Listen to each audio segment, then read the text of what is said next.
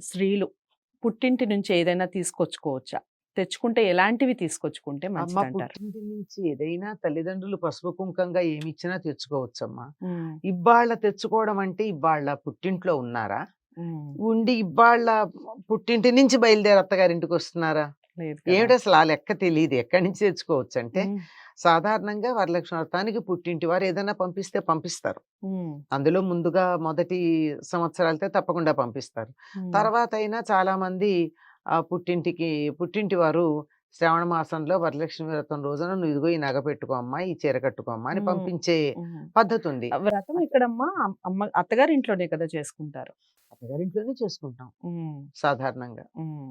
వీలు కాని పరిస్థితుల్లో పుట్టింట్లో. హ్మ్. దీనికి హార్డ్ అండ్ ఫాస్ట్ రూల్ ఏం లేదమ్మా. ఓకే. మన వీలు. ఇప్పుడు హ్మ్. చక్కగా అత్తగారింట్లో చేసుకోవచ్చు. హ్మ్. ఏదన్నా కారణంగా అత్తగారింట్లో వీలు కాదనుకో, హ్మ్. ఎవరో ఆడపడుచొచ్చుంటుంది. ఇంకెవరో వచ్చుంటారు. ఇంకేదో కారణం ఉంటుంది. అవును. లేదా ఉద్యోగరీత్యా పుట్టింటికి దగ్గరగా ఉన్నారనుకో, ఏదో కారణం.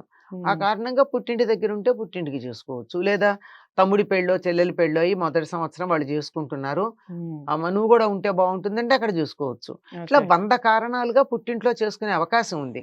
హ్మ్. అంతేగాని పుట్టింట్లో చేసుకోవాలా, అత్తగారింట్లో జేసుకోవాలా అన్నది అంత గట్టి నియమాలేం లేవమ్మా. నియమాలేమి లేవు. ఓకే. ఇవెందుకంటే ఎక్కడొస్తాయంటే అహంకారాలు పోయి, హ్మ్. తగాదాలు పడి, ఎవరు ఎక్కువ అనేటటువంటి ఈగో ప్రాబ్లమ్స్ ఉన్న చోటొస్తాయి తప్ప, హ్మ్. అవి లేకపోతే పూజలకి ఇలాంటి ఎక్కడ చిన్న చిన్న అనేది ఏమి విషయాలు ఏమీ లేదసలు. లేవు. ఓకే. ఇవన్నీ చాలా చిల్లర.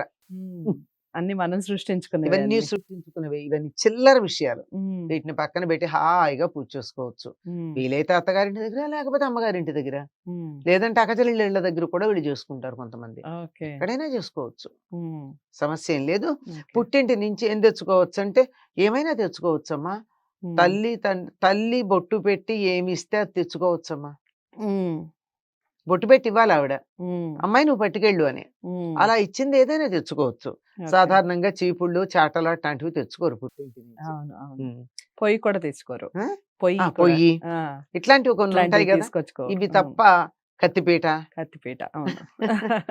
చాకులు హ్మ్. ఇలాంటివి కాక అంటే అన్నీ తెచ్చుకోవచ్చు. మంటలు, కోతలు ఉన్నవి కాక అవునవును. ఏదైనా హ్మ్. శుభప్రదమైనవి ఏమైనా తెచ్చుకోవచ్చమ్మా. హ్మ్. హ్మ్. తప్పేం లేదు. మ తెచ్చుకోవచ్చన్నారు గదా! అని చెప్పి తప్పనిసరిగా ఇవ్వండని అని పుట్టింటి అడగకూడదు. వారిని బాధించకండి. హ్మ్. వాళ్ళు సంతోషంగా ఇచ్చినవే అవును. తెచ్చుకోవాలి. అవును. చాలా చెప్పారు. చాలామంది అంటే ఆడపిల్లలు ఆల్‌మోస్ట్ అలాగే ఆలోచిస్తారని నేననుకుంటున్నాను. ఎవరు అమ్మ, నాన్న హాయిగా ఉండాలి అని వాళ్ళు ఏదిస్తే అదే తీసుకోవాలి అని అనుకుంటారు. ఇంకా ఎవరన్నా అలాంటి ఫీలింగ్ ఉంటే ఇప్పుడు అమ్మ చెప్పినట్టుగా ఖచ్చితంగా ఇవ్వండి, ఇస్తేనే వెళ్తాం ఇలాంటివి ఆలోచన కాకుండా అమ్మ ఏది పెట్టినా బొట్టు పెట్టి అది శుభప్రదం అన్నట్టుగా చెప్తున్నారు. అమ్మ ప్రతి మీరు పుట్టిల్లంటే తల్లిదండ్రి గురించే నేను మాట్లాడాను. హ్మ్. అన్నావదనులొచ్చేటప్పటికి తేడా వచ్చేస్తుంది. తేడా ఈ వస్తుంది. పే ఈ పేచీలు పెట్టడాలు, హ్మ్. హ్మ్. మాకది ఇవ్వాలి, ఇది ఇవ్వాలి అండాలు, ఇలాంటివన్నీ వస్తాయి. హ్మ్. హ్మ్. అక్కడ కూడా పుట్టిల్లు బావుంటేనే వచ్చే సంవత్సరం మళ్ళీ చీర పెడతారమ్మా అది ఆలోచించుకోవాలి. హ్మ్. చాలా చెప్పారమ్మా. సో, అది పుట్టిల్లు గురించి 100% బావుండాలి అని మనం కోరుకుంటేనే అక్కడ అమ్మా, నాన్న బావుంటారు, అన్నదమ్ములు బావుంటారు, అందరూ బావుంటారు. వాళ్ళు ఏదిచ్చినా అది సంతోషంగా తీసుకోవాలి బొట్టు పెట్టి. ఇలాంటి డౌట్స్ కానీ, ఇలాంటి ధర్మ సందేహాలు కానీ, మరి ఏ ఇతర సందేహాలు ఆధ్యాత్మికంగా మీకెలాంటి సందేహాలున్నా కామెంట్ బాక్స్‌లో తెలియచేయండి. తప్పకుండా దానికి సంబంధించిన విషయాలు నెక్స్ట్ ఎపిసోడ్‌లో తెలుసుకునే ప్రయత్నం చేద్దాం. ఈ వీడియోని లైక్ చేసి, షేర్ చేయండి. ఛానెల్‌ని సబ్స్క్రైబ్ చేసుకోండి. మరో మంచి అంశంతో మళ్ళీ కలుద్దాం. నమస్తే.